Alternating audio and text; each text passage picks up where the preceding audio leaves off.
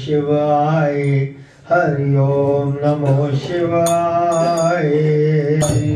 ओम कलिं कृष्णाय नमो, ओम कलिं कृष्णाय नमो, ओम कलिं कृष्णाय नमो, ओम कलिं कृष्णाय नमो, ओम कलिं कृष्णाय नमो, ओम कलिं कृष्णाय नमो, ओम कलिं कृष्णाय नमो, ओम कलिं कृष्णाय नमो, ओम कलिं कृष्णाय नमो, ओम कलिं कृष्णाय नमो।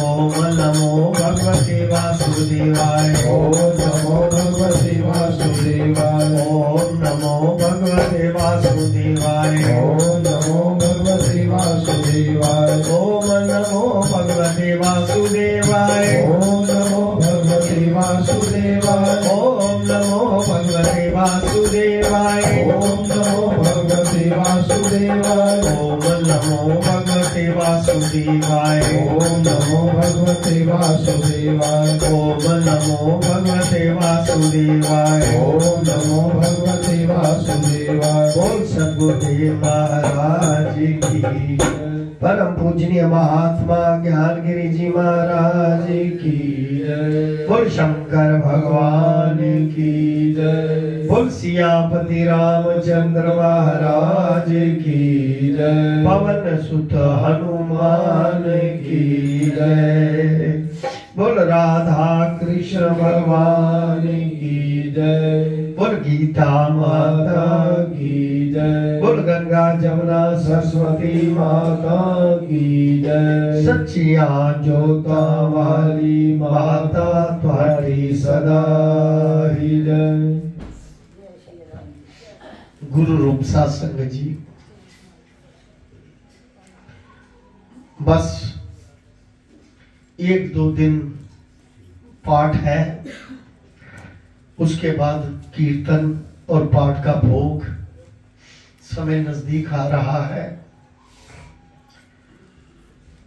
और जितना भी महीने में पाठ हुआ गुरु कृपा से, सबका एक ही प्रयोजन है कि हमारा गुरु शरण में आने के सिवा कोई चारा है ही नहीं। क्योंकि जब तक हम किसी की शरण में नहीं जाते तब तक हमारा कल्याण होना मुश्किल है। क्योंकि प्रकृति जो है, माया जो है, इसमें फंसकर हम इतने उलझ गए हैं कि हमारा जो दायित्व बनता है उसे हम भूल गए। मानुष चोले में आकर अपने दायित्व को भूल जाना सबसे बड़ी भूल, फिर दोबारा उसी 84 में भटकना। लेकिन अगर एक बार उस प्रभु की शरण में सच्चे हृदय से आ जाओगे तो ये नाना प्रकार की व्याधियां, जो दुख है, ये आपको प्राप्त नहीं होंगे। केवल सुख ही सुख प्राप्त होगा, आनंद प्राप्त होगा। आप जानते हैं कि कई जगह पे बैठ के आपका उठने को मन नहीं करता, दिल करता है यही सत्संग कीर्तन की बातें करते रहें, चाहे किसी के घर में या किसी के पास खड़े होकर। लेकिन किसी ऐसी जगह पे कई बार लगता है कि इसके पास हम खड़े ही ना हो, क्योंकि दोनों प्रकार की सकारात्मक और नकारात्मक ऊर्जा इसी संसार में है। अब हमें देखना है हमने कौन सी सुगंधी लेनी है। सकारात्मक सुगंधी से बेनिफिट है या नकारात्मक लोगों के साथ मिलके बेनिफिट है।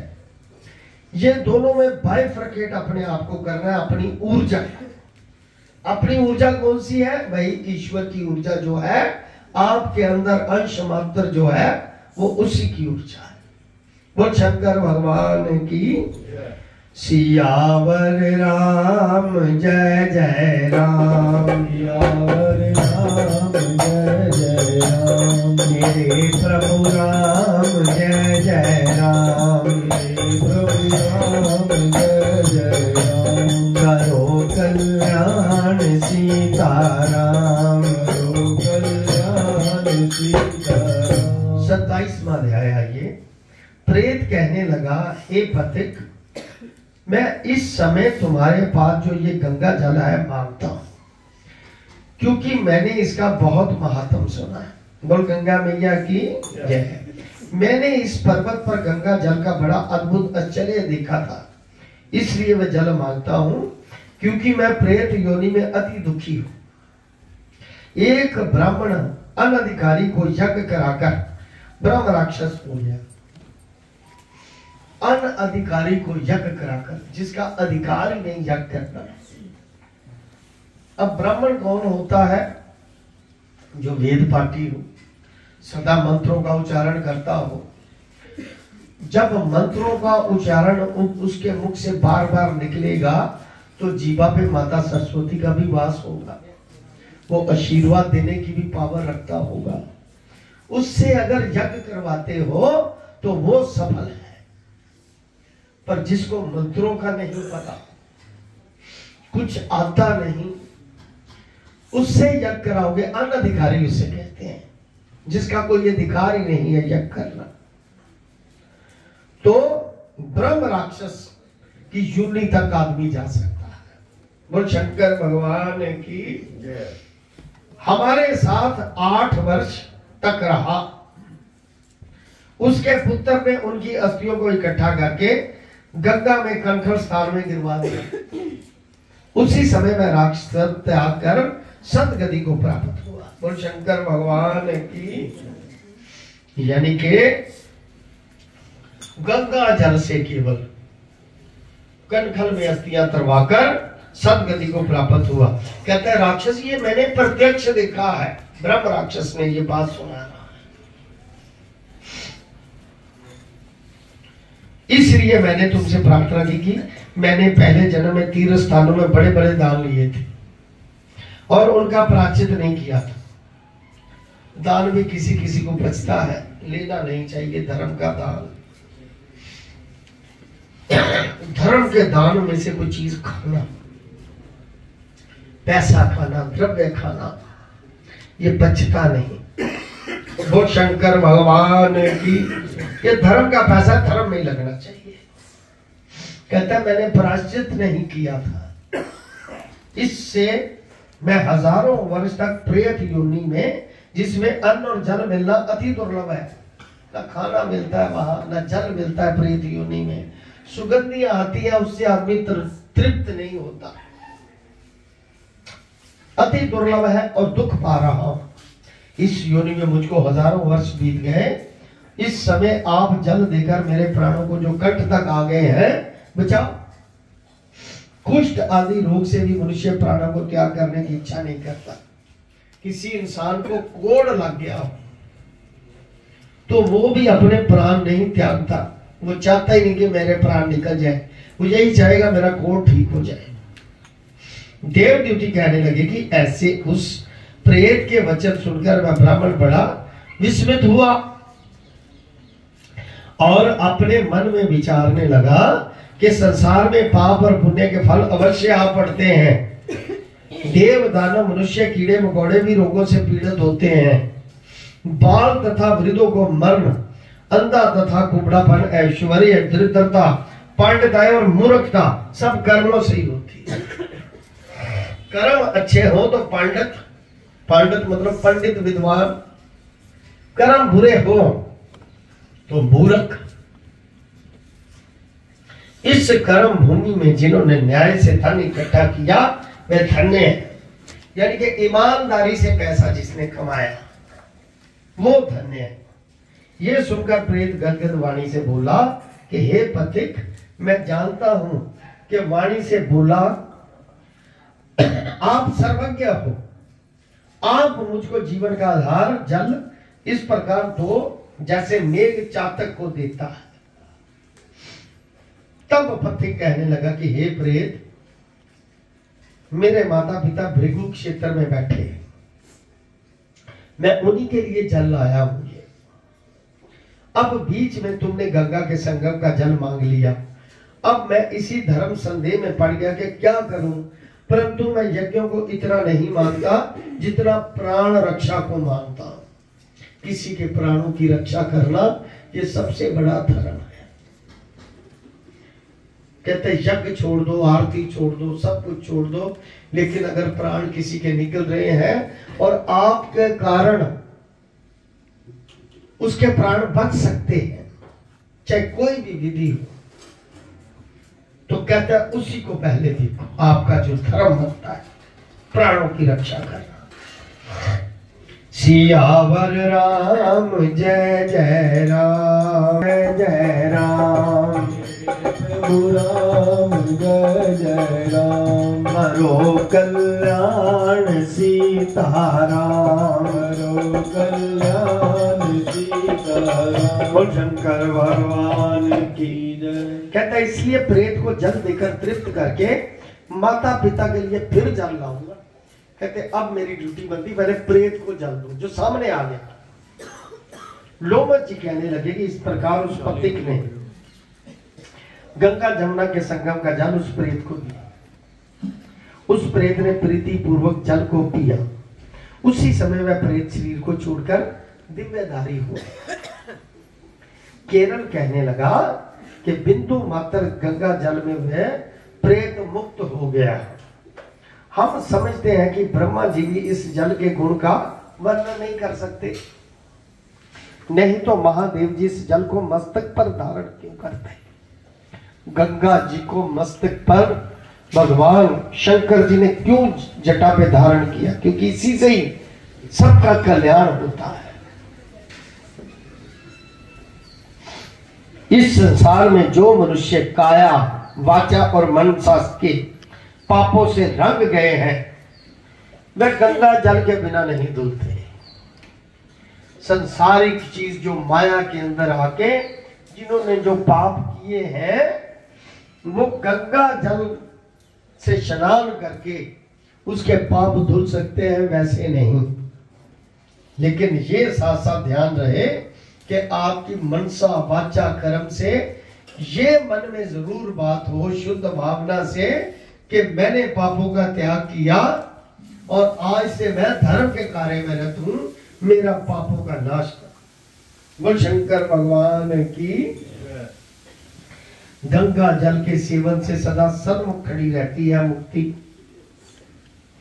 मुक्ति खड़ी है गंगा जल लेने वाले के सिराने, कि मैंने तुझे मुक्त किया संसार की माया से। मुक्ति का मतलब संसार की माया से मुक्त है। बेसिकली मोक्ष का मतलब ही यही है, निर्लेप संसार की माया से मोक्ष। जिसके जल से स्पर्श करते ही प्रेत प्रेतत्व को छोड़कर मुक्ति को प्राप्त होते हैं, ये वो गंगा जी का जल है। कि प्रेत तक प्रेतत्व, तभी तो हमारे योगियों ने, पंडितों ने, ब्राह्मणों ने ये एक चीज बनाई है कि रोज गंगा जल जी का छींटा घर में दो, ताकि यहाँ पर आदि व्याधि को प्रेतत्व वाली चीज है उसका नाश हो जाए। ऐसे नहीं उन्होंने युक्तियां निकाली हुई। गंगा जल का तरोका देखो,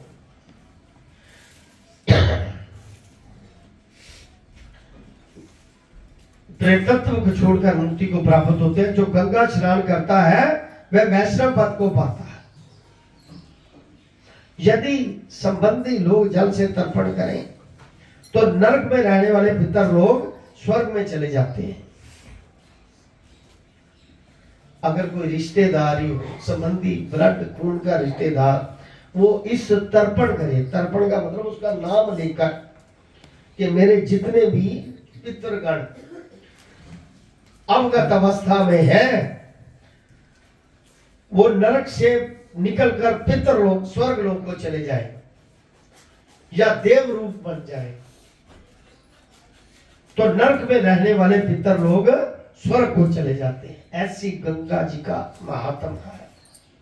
बोल गंगा मैया की, गंगा जमुना सरस्वती माता की जय। त्रिवेणी और स्वर्ग में रहते हुए ब्रह्म तम को प्राप्त होते। गंगा जल के समान और कोई मुक्ति का साधन है ही नहीं।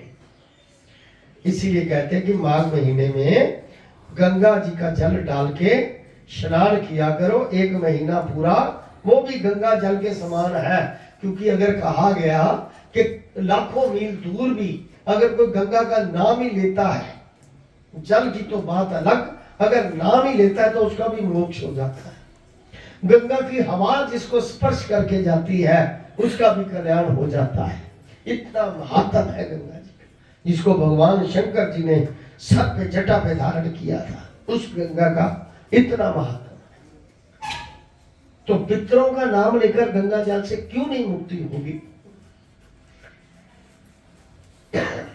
गंगा जल के समान और कोई मुक्ति का साधन नहीं। वह प्रेत वहां से चला गया और 1 मास में जब माघ मास आया तो उसने सुने हुए प्रयाग महात्म के अनुसार गंगा जमुना के संगम पर स्नान करके पिशाच शरीर को धारण कर भक्ति पूर्वक नारायण जी की स्तुति करता हुआ, फिर उस पिशाच ने शरीर धारण किया। नारायण की स्तुति करता हुआ द्रविड़ देश का राजा गंधर्व से सेवित उत्तम विमान पर बैठकर इंद्रपुरी को गया। सो हे द्विज, ये इतिहास पापों की जल्दी ही नाश करता है। पापों का इससे धर्म का ज्ञान होता है। यह पुण्य यश तथा कीर्ति को बढ़ाने वाला है, ज्ञान तथा मोक्ष को देने वाला है। तुम भी सदगति पाने के लिए प्रयाग चलो, वहां पर हम ऐसा स्नान करें जो देवताओं को दुर्लभ होता है। वहां पर श्राप से पैदा हुआ पिशाचन सब नाश को प्राप्त हो जाएगा। इस प्रकार लोमच जी के मुख से अमृत पे मधुर कथा को सुनकर मानो अमृत पीकर सब प्रसन्न हुए और पाप रूपी समुद्र से पार हुए। उन्हीं के साथ सब लोगों ने दक्षिण दिशा को प्रस्थान किया। बोल शंकर भगवान की जय। मतलब ऐसे त्रिवेणी का, प्रयागराज का, गंगा जी का इतना महात्म है। माघ महीने में स्नान करने से, स्नान केवल मात्र से किन किन लोगों का कल्याण हुआ, अवगत रूहों का कल्याण हुआ। सियावर राम जय जय राम, मेरे प्रभु राम जय जय राम, मेरे प्रभु राम जय जय राम, मेरे श्री राम जय जय राम, मेरे श्री राम जय जय राम। सतगुरुदेव महाराज की जय। 28वां अध्याय। वशिष्ठ जी कहने लगे कि हे राजा दिलीप, बहुत से जन समूह सहित अचोत सरोवर में स्नान करके सुख पूर्वक मोक्ष को प्राप्त हो गए। तब लोमच जी कहने लगे, संसार रूपी इस तीर्थ राज को सब श्रद्धा पूर्वक देखो। यहां पर 33 करोड़ देवता आकर आनंद पूर्वक रहते हैं।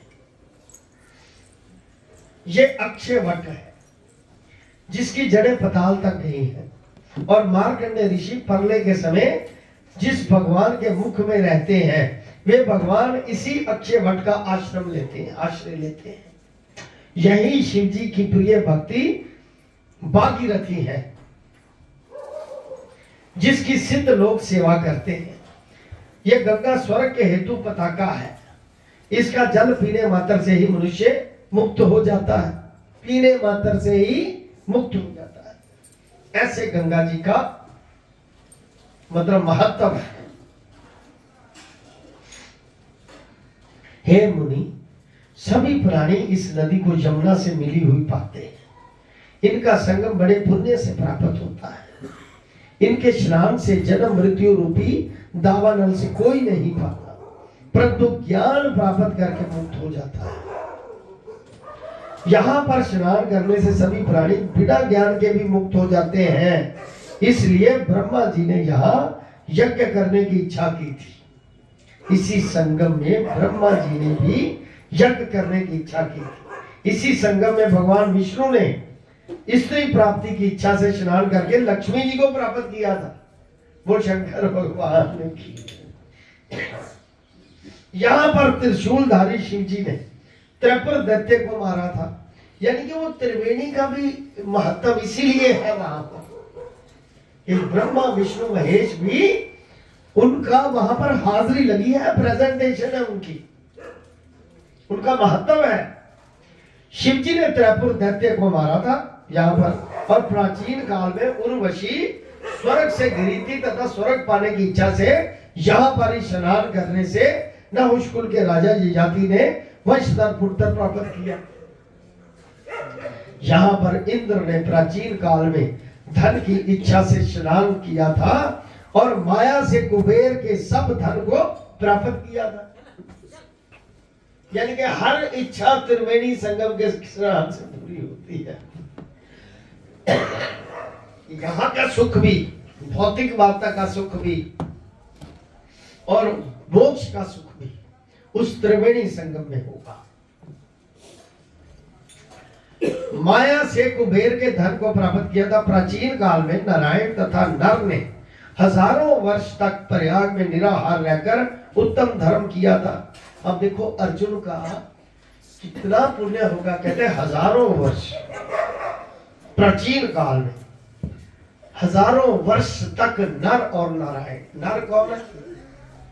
अर्जुन। नारायण कौन? भगवान कृष्ण। ये पीछे भी एक ही थे और आगे भी एक हुए। इससे साबित होती है एक चीज कि हम ये जितनी भी रूहें इकट्ठी यहाँ पर बैठ के उसकी चर्चा कर रही हैं, ये पहले भी कोई ना कोई योग हमारा था जो इकट्ठी अब हुई है। बिना योग के कोई, सारी दुनिया पड़ी है यहाँ पर, करोड़ों लोग पड़े हैं। बिना योग के किसी का कोई संबंध नहीं बनता, चाहे कुछ भी। कोई ना कोई भक्ति आपकी पिछले पुण्यों की, आप उसी गुरु के चरण में रहे होंगे, तभी इसी जन्म में आपको ये गुरु प्राप्त हुए। वैसे तो गुरु जी के मुखारबिंद से बात सुनी थी, 3 जन्म होते हैं। कहते मैं पीछे भी तुम्हारा गुरु था, इस वक्त भी हूं। अगर तुमने वो मुक्त नहीं हुए तो अगले जन्म में भी मैं तुम्हारा गुरु होगा। और 3 जन्म तक गुरु समय देता है मुक्त होने के लिए। तीसरे जन्म में वो खींच लेता है अपने आप, 3 से ज्यादा नहीं टाइम लेता।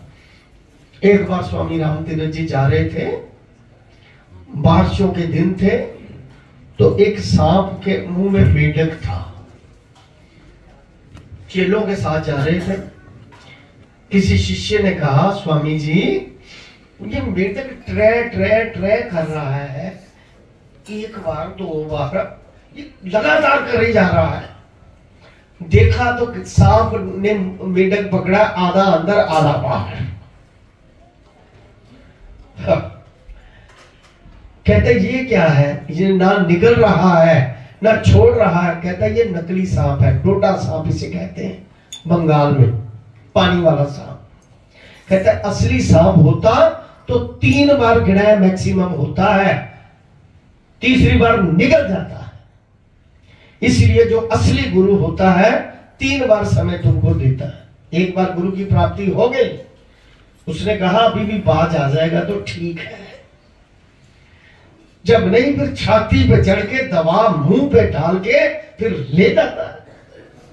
ये गुरु की जिम्मेदारी है लेके जाना। असली गुरु 3 जन्म से ज्यादा जन्म नहीं लगाता। बार बार जन्म लेने से गुरु डालने का क्या फायदा? एक बार आ जाओ उसके कंजे में, फिर देखते हैं कैसे माया में रहते हो। वो जबरदस्ती आपको ले जाएगा। सच्चा गुरु जबरदस्ती कृपा करके ले जाते हैं। बोल सद्गुरुदेव महाराज की। अपना अपना अनुभव देखो कि हमारा मन करता था हम इधर आए, अनुभव देखो। लेकिन उसके प्रेम में, उसके चुंबक के जाल में फंस के हम जकड़े हुए हैं सभी। कहां छोड़ने वाला है हमको? जिसकी स्तुति बार बार करते हैं वो छोड़ेगा आपको? कभी नहीं। उस प्रकृति के जाल से मोक्ष कर देगा आपको, उस माया के जाल से निकाल देंगे आप। परम पूजनीय महात्मा ज्ञानगिरी जी महाराज की ऐसे सतगुरु मिलने चाहिए जो आपको नरकों से निकाल दे, जो आपका इस संसार रूपी दुखों से कल्याण कर दे। मैं बहुत बार इनको देखा, कोई इनके पास दुखी आते थे तो छाती पे हाथ मार के कहते जाओ मेरी जिम्मेवारी है, तुम्हें कुछ नहीं होगा। वो अपनी जिम्मेवारी लेते थे लोगों के कल्याण में। हम उनका एहसान भूल गए हैं, हम सब भूल चुके हैं उसका एहसान। भूले नहीं होते तो आज 20-25 साल हो गए, ये रंग बहुत ज्यादा तेज चढ़ना चाहिए था, अभी कुछ लोगों को चढ़ा। मैं ये भी मानता हूं कि कलयुग की महिमा इतनी भारी है, इतना प्रकंप है कि अच्छे की तरफ आया ही नहीं जाता। ये भी मानता हूं अच्छाई की तरफ नहीं आया जाता, द्वंद्व फंसा रहता है कि पता नहीं सच है या झूठ है, ये दिमाग में फंसा रहता है। अगर ये संशय निकल जाए तो फिर उसे अपनी छाती से लगा देते हैं, ऐसी बात नहीं। बहुत लोगों को अपनी छाती से उन्होंने लगाया, हनुमान जी को लगाया, भरत को लगाया, लक्ष्मण को लगाया, किसको नहीं उसने छाती से लगाया। जो भक्ति भाव वाले लोग हैं उनको गले लगा के रोते भी है, ऐसी बात नहीं। बोल शंकर भगवान की। श्री राम जय राम जय जय राम, सारे ऊंची बोलो श्री राम जय जय राम, श्री राम जय जय राम, श्री राम जय राम जय जय राम, श्री राम जय राम जय जय राम, श्री राम जय जय राम, श्री राम जय जय राम। बोल सद्गुरुदेव महाराज की। प्राचीन काल में नारायण तथा नर ने हजारों वर्ष प्रयाग में निराहार रहकर उत्तम धर्म किया था। निराहार का मतलब होता है बिना खाए पिए। इतना तप अर्जुन का था, अर्जुन को क्यों नहीं शौर्य मिलती, नाम मिलता। जितने मर्जी बलवान बैठे, भीष्म पितामह ये वो, लेकिन इतना तप था अर्जुन का भगवान के साथ। तो लीला थी उनकी धर्म का स्थापना करने के लिए और अधर्म का नाश करने के लिए, ये उनकी लीला थी। यहां पर जगाश्व सन्यासी ने महादेव जी जैसी शक्ति वाले से विजय पाई थी तथा अनिमा आदि योग के अति दुर्लभ ऐश्वर्य प्राप्त किए थे। इसी क्षेत्र में तपस्या करके भारद्वाज सप्त ऋषियों में सम्मिलित हुए थे। जो सप्त जलद ऋषि है, भारद्वाज भी उनमें इसी जगह पे तप करके ऋषि बने, जिन्होंने भी जहां स्नान किया सबको स्वर्ग की प्राप्ति। ये देखो त्रिवेणी का स्नान कितना इंपॉर्टेंस रखता है। अब तो मेरे ख्याल काफी लोगों के भाव बने हैं कि इस बार स्नान जरूर करके आना है। तो ये जरूरी नहीं कि 14 तारीख को ही माघ महीना शुरू होता है, ये पूर्णमासी के बाद पहले ही शुरू हो जाता है कृष्ण पक्ष माघ महीने का। इसलिए हमारे विचार से तुम त्रिवेणी में स्नान करो। इस स्नान से पहले किए हुए तुम्हारे सब पाप नष्ट हो जाएंगे और संपूर्ण वैभव की प्राप्ति हो जाओगे। ऋषि के इस प्रकार के सत्य वचन सुनकर त्रिवेणी में स्नान करने से सबकी पिशाचता नष्ट हो गई। शाप से मुक्त होकर उन्होंने अपना शरीर धारण किया। वेद निधि ने अपनी संतान को देखकर प्रसन्नचित होकर लोमज जी को संतुष्ट किया और कहा कि आपके अनुग्रह से ही ये श्राप से वे मुक्त हुए। अब आप इन बालकों के योग्य धर्म कहिए। लोमज जी ने कहा कि इस युवा कुमार ने वेदों का अध्ययन समाप्त कर लिया है, इसलिए इन कन्याओं के प्रीति पूर्वक कर कमलों को ग्रहण करें। तभी लोमज जी तथा अपने पिताजी की आज्ञा से इस ब्रह्मचारी ने उन्हीं 5 कन्याओं से विवाह कर लिया जिन्होंने जकड़ा था इसे, इस ब्रह्मचारी को। इन कन्याओं के सब मनोरथ पूरे हुए।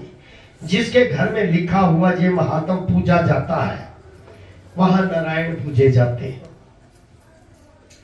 पुष्कर तीर्थ में, प्रयाग में, गंगा सागर में या देवालय में, देवालय कहते हैं मंदिर, कुरुक्षेत्र में तथा विशेष करके काशी में इसका पाठ अवश्य करना चाहिए। बोल सद्गुरुदेव महाराज की। ये देखिए माघ महात्म का यहाँ पर पाठ करना जरूरी है। पुष्कर तीर्थ में ग्रहण के अवसर पर इसके पाठ का दुगना फल मिलता है और मरने पर वैष्णव पद की प्राप्ति होती है, भगवान विष्णु में लीन हो जाते हैं। माघ व्रत उद्यापन विधि। माघ मास में पूर्णिमा को प्रातः काल गंगा, जमुना, सरस्वती के संगम में अथवा किसी भी नदी में स्नान करके एवं पवित्र होकर उसी क्षेत्र में एक मंडप बनाकर उसमें भगवान विष्णु की स्थापना करें। ब्राह्मण को बुलाकर गौरी, गणेश तथा नवग्रह की स्थापना करके सत्यनारायण भगवान का पूजन करें। कथा सुने, ये जो आप सुन रहे हैं, यहाँ पर पहले हवन हुआ, पूजन हुआ, सब कुछ हुआ, देवालय में भी लिखा है करना, ये सारी विधि बिल्कुल ठीक हुई है। तत्पश्चात एक वेदी बनाकर वेदी के पश्चिम भाग में बैठकर तिल, चावल, जौ, गूगल और घी का हवन करें। ये सब हुआ है आपके यहाँ। तदुपरांत ब्राह्मणों का वर्ण करें। बाद में सर्वतोभद्र चक्र बनाकर ब्रह्मादि देवताओं का पूजन करके वहां कलश के ऊपर स्वर्ण की लक्ष्मी विष्णु की मूर्ति स्थापित करें। इंद्र विष्णु रीति इस मंत्र से आवाहन करके पुष्प सूक्त के मंत्रों द्वारा षोडशोपचार पूजन करें और पलक के साथ 5 वस्त्रों को तथा ब्राह्मण को लोटा, धोती, गुच्छा, छाता, कड़ाओ, आसन, माला, जनेऊ, जोड़ा और स्वर्ण मुद्रा, तिल आदि का दान करें तथा गौ दान करके विसर्जन। इसके पश्चात गीत, कीर्तन, वाद्य आदि, मंगल गान और उत्सव मनावे तथा यथाशक्ति ब्राह्मणों को भोजन करावे और यथाशक्ति उनको दक्षिणा भी दे। जो मनुष्य माघ मास में, अब आपकी बात, जो मनुष्य माघ मास में इस महात्म को पढ़ता या सुनता है तथा उपरोक्त रीति से उद्यापन करता है तो इस व्रत व उद्यापन से कुल के 7 जन्मों के किए पूरे कुल दे संपूर्ण पाप नष्ट हो जाते हैं। उस मनुष्य को सुख, संतति एवं सौभाग्य प्राप्त होते हैं तथा सकल मनोरथ सिद्ध हो जाते हैं। बोल सद्गुरुदेव महाराज। इसी से आज संपूर्ण हो गई ये कथा।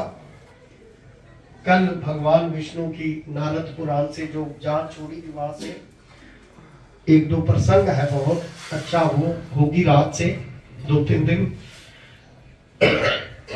12 और 13 को कीर्तन होगा रात को, सुबह कथा और कीर्तन रात को 11 और 12 को, यानी कि कल का दिन ही है कथा का 10 का और 11 सुबह का।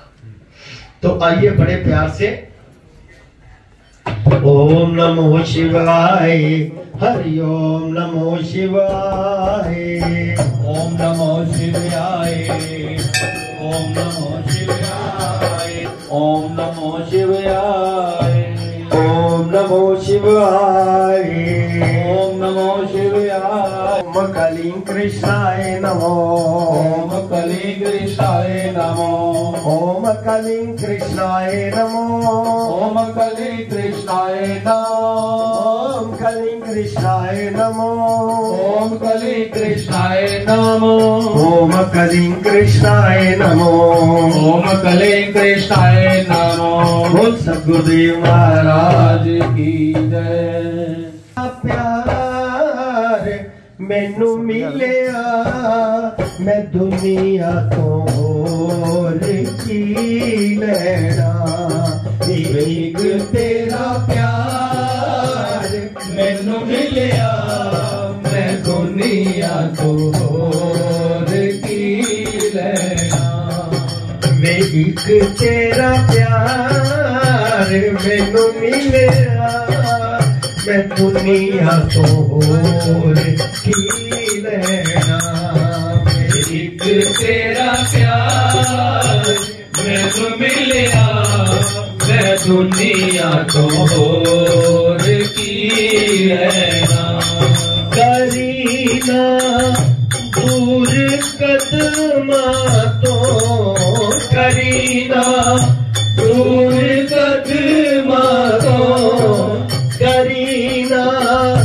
दूर कदमा तो असा तेनू होर की कहना एक तेरा प्यार मैनू मिलिया मैं दुनिया तो होर की रहना तू अपने सारे गम दे दे मैं बढ़ जावा खुशी तेरी तू अपने सारे गम दे दे मैं बढ़ जावा खुशी तेरी तू अपने सारे गम दे दे मैं बढ़ जावा खुशी तेरी तू अपने सारे गम दे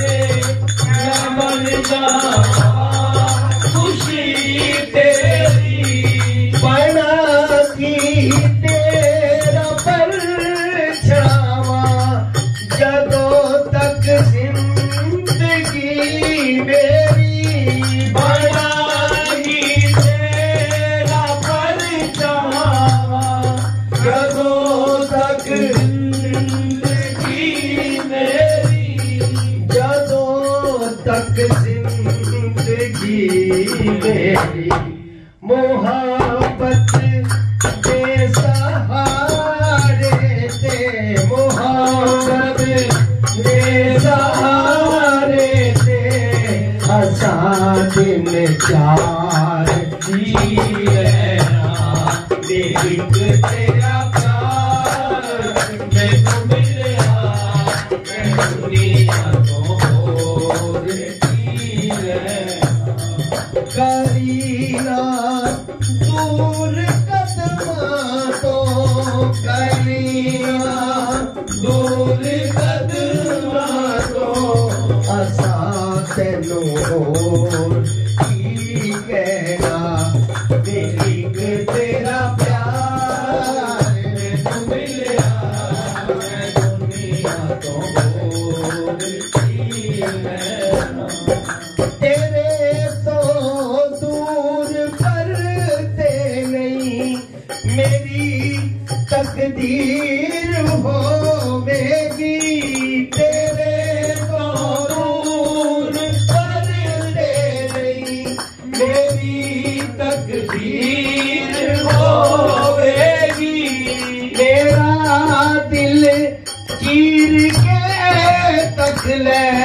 तेरी तस्वीर होवेगी मेरा दिल चीर के तक है तेरी तस्वीर होवेगी तेरी तस्वीर होवेगी जो दिल करदा है कहना नहीं जो दिल करदा है कहना नहीं असा भुलिया खुशी रहना एक तेरा प्यार मैनू मिलिया मैं दुनिया को होर की रहना करीना दूर कदमा तो करीना दूर कदमा